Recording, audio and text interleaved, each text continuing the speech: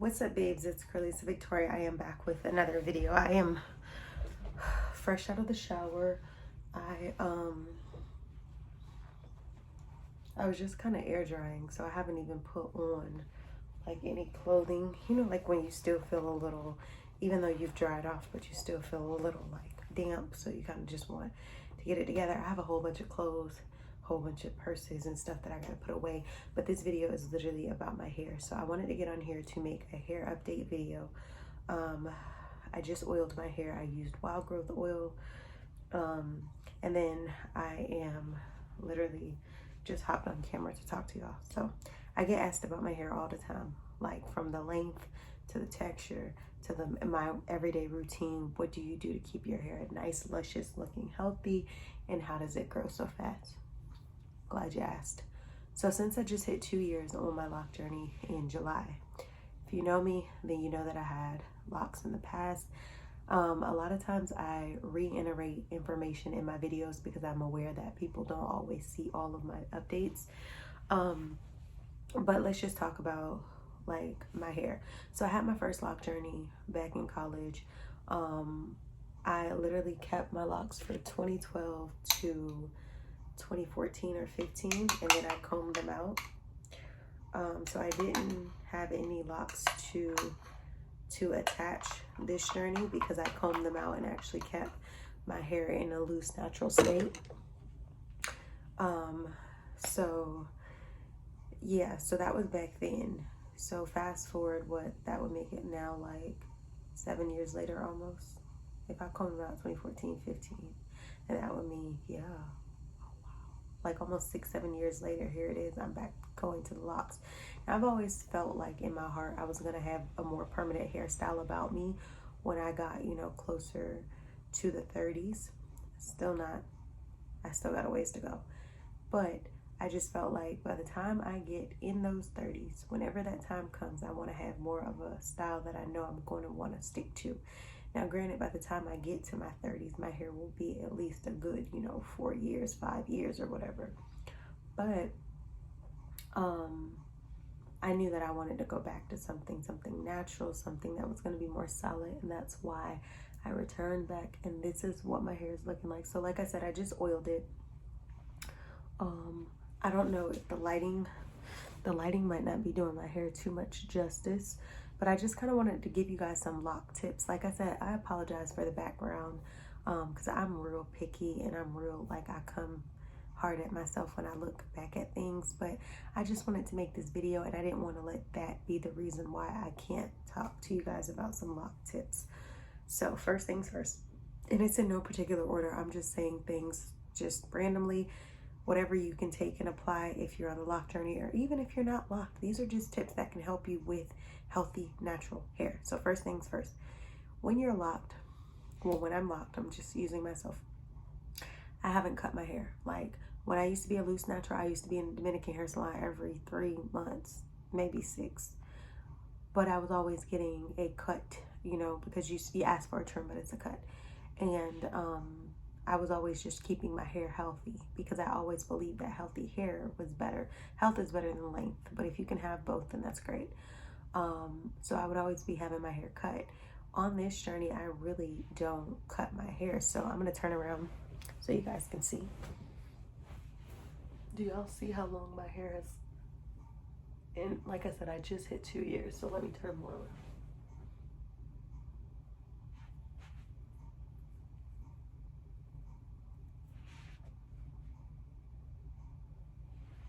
Do y'all see that?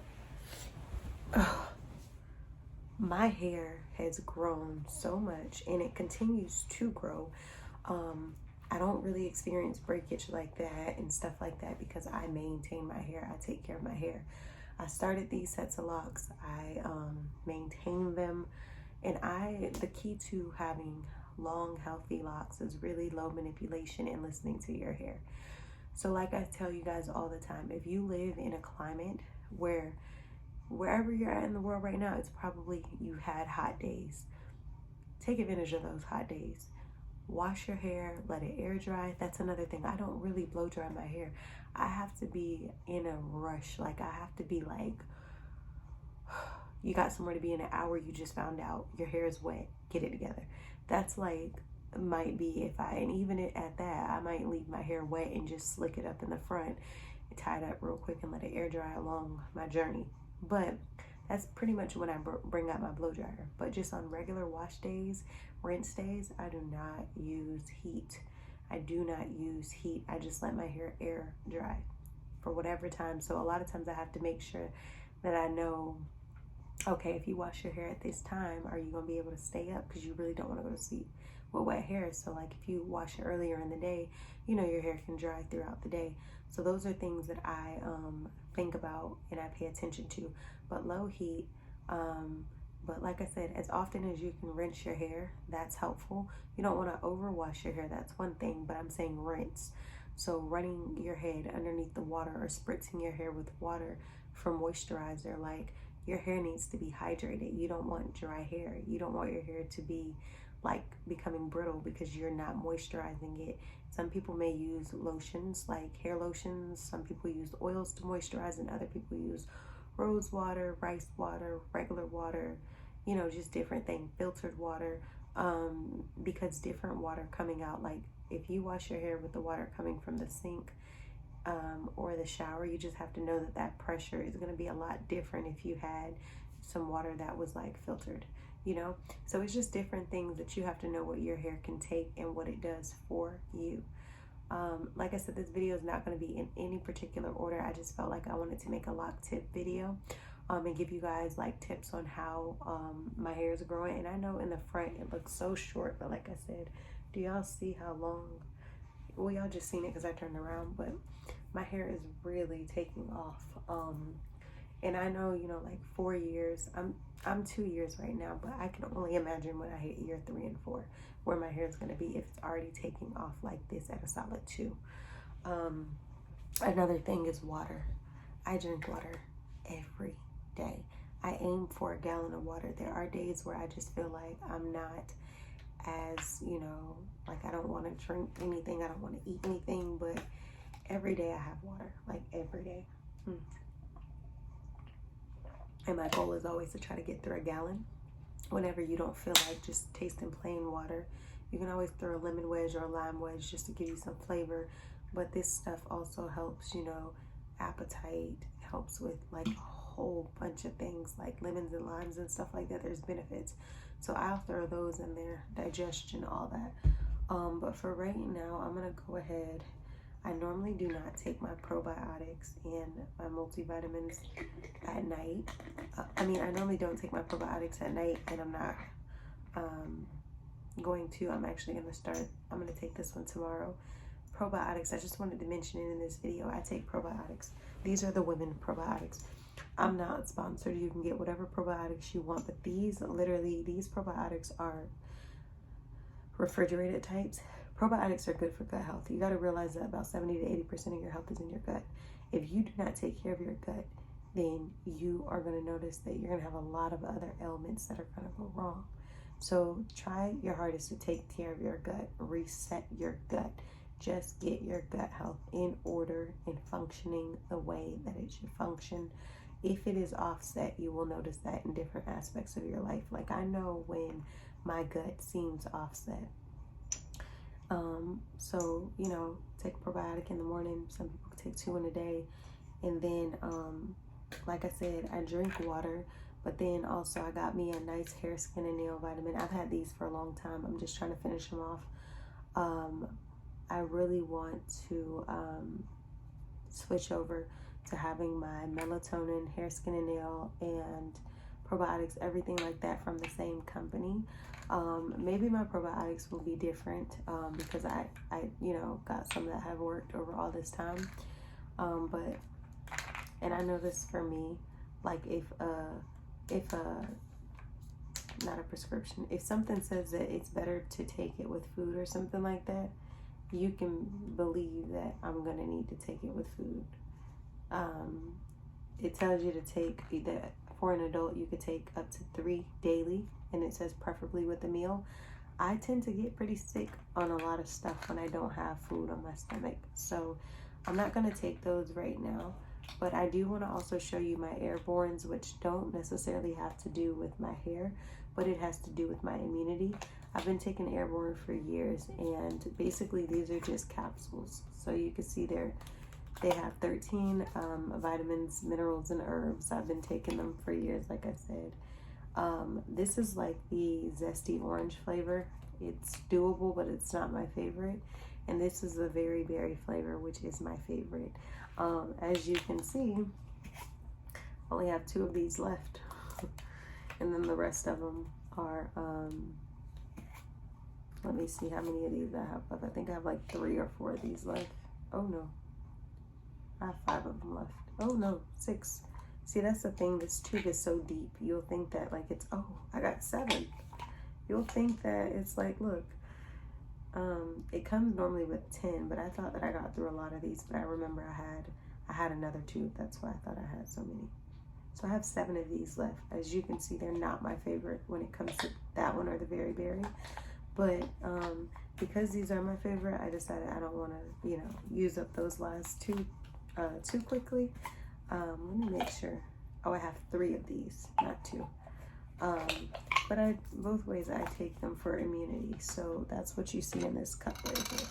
So if you feel sick, when I tell you make you some airborne with a capsule, just 1 capsule, and drink it, it will help you when you feel sick, sinuses, whatever.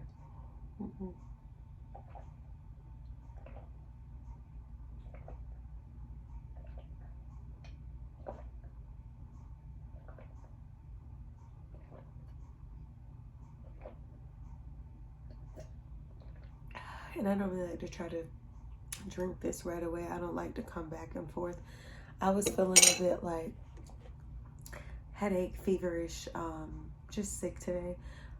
It's been raining a lot, so my sinuses have been really bad. So I just wanted to guzzle that down real quickly just to affect, you know.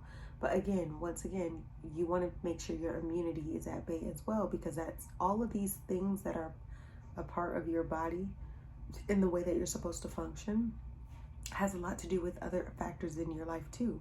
Like drinking water not only promotes healthy skin and, you know, just like helps with the functioning in your body, but it helps healthy hair growth. It helps the follicles not to get, your hair follicles not to be like clogged, pores to be opened up. Like, you know what I mean? It helps with a lot. So I would definitely say get your supplements under control, vitamins, whatever even if you don't take pills, capsules, whatever you want to call them, just make sure that you have things that are going to promote healthiness. Your lifestyle is fruits, vegetables, health. And then for, just drink your water. Like I said, drink your water. I keep my water by my bed too, like, you know. So I'll make some. When I get ready to fall asleep, I will have this bottle sitting right next to my bed, or I'll have a bottle or something. This one's normally one of the more convenient, something with a screw top. But yeah, just make sure you are. And okay, let's see. I know this, like I said, this video is all over the place, but I'm trying to drop tips. Oiling your hair. You have to know when to oil your hair. Like for me, in my first year, locked on the second journey. And I think the first, well, really, let's talk about the second journey, this journey. I didn't oil my hair for almost a year, like, because it's like, you know, we got natural oils and things like that that's already a part of our makeups as Black women and Black people. So for me, it's like my hair would already have its natural oils. There was times where my hair was not desiring oil. I wouldn't get dandruffed. I wouldn't get anything. It just didn't need oil because it was producing its own. Then it got to a point where I was like, okay, my hair is maturing a bit more. Now I need to start adding a little drops of oil. At that point, I'm like nearly at the year mark. And that's when I started incorporating oil. So even now I incorporate oil into my weekly regimen when my hair feels thirsty. Like when my hair feels like it needs it, that's when I do it. I don't say, oh, I'm gonna oil my hair on Monday, Thursdays, and Sundays, because my hair might not be craving oil Mondays, Thursdays, and, you know, Sundays. So for me, I have to listen to my hair. Sometimes my hair is more thirsty, you know, during a certain climate. Like it might be more thirsty during the summertime than it might be in the winter. It might, you know what I mean? You just got to listen to your hair and pay attention to your surroundings. you know, like in a week I might oil my hair once or twice, and that's not every week. That's whenever my hair seems like it needs it. I also think about what oils to use and when. Like, for example, if I have like to meet with people all week, I'm not trying to put my wild growth oil in my hair, or my black castor oil. My stink oils is what I like to call them. They work, but but I'm not trying to be around somebody and they're like, do you smell that medical, like it?